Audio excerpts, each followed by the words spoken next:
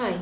ഇന്ദ്രിയങ്ങളെ ആസക്തിയിൽ നിന്നും ദ്രോഹത്തിൽ നിന്നും അല്ലെങ്കിൽ മുക്തമാക്കിയ സ്വന്തം നിയന്ത്രണത്തിൽ കൊണ്ടുവന്ന് വസ്തുക്കൾക്കിടയിൽ സഞ്ചരിക്കുന്ന ആത്മനിയന്ത്രണമുള്ള വ്യക്തി ശാന്തത കൈവരിക്കുന്നു.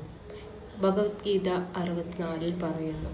അഥവാ കാരണഫല നിയമം ഹിന്ദു തത്വ ചിന്തയുടെ അവിഭാജ്യ ഘടകമാണ്.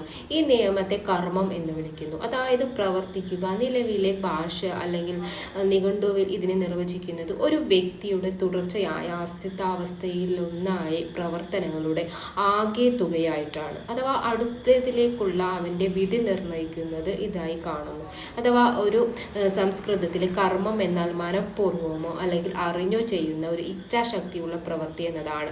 ഇത് സ്വയം നിർണയത്തെയും അല്ലെങ്കിൽ നിഷ്ക്രിയത്വത്തിൽ നിന്നും വിട്ടുനിൽക്കുന്ന ശക്തമായ ഇച്ഛാശക്തിയെയും ഉൾക്കൊള്ളുന്നു. അഥവാ മനുഷ്യനെ വിശേഷിപ്പിക്കുകയും ലോകത്തിലെ മറ്റു സൃഷ്ടികളിൽ നിന്നും അവരെ വേർതിരിക്കുകയും ചെയ്യുന്ന ഒരു വ്യത്യാസമാണ് കർമ്മം എന്നുള്ളത്.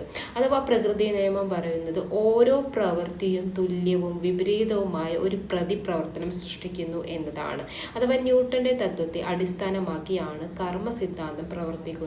നമ്മൾ എന്തെങ്കിലും ചിന്തിക്കുമ്പോഴോ ചെയ്യുമ്പോഴോ നമ്മൾ ഒരു കാരണം സൃഷ്ടിക്കുകയാണ് അവിടെ ചെയ്യുന്നത്. അഥവാ കാലക്രമേണ അതിൻ്റെ അനുബന്ധ ഫലങ്ങൾ വഹിക്കുകയും അല്ലെങ്കിൽ ഒരു ചാക്രിക കാരണവും അല്ലെങ്കിൽ ഫലവും സംസാരം അല്ലെങ്കിൽ ലോകം എന്ന് പറയും. അഥവാ ജനനം, പുനർജന്മം എന്നിവയുടെ ആശയങ്ങൾ ഇതിലൂടെ സൃഷ്ടിക്കുന്നു.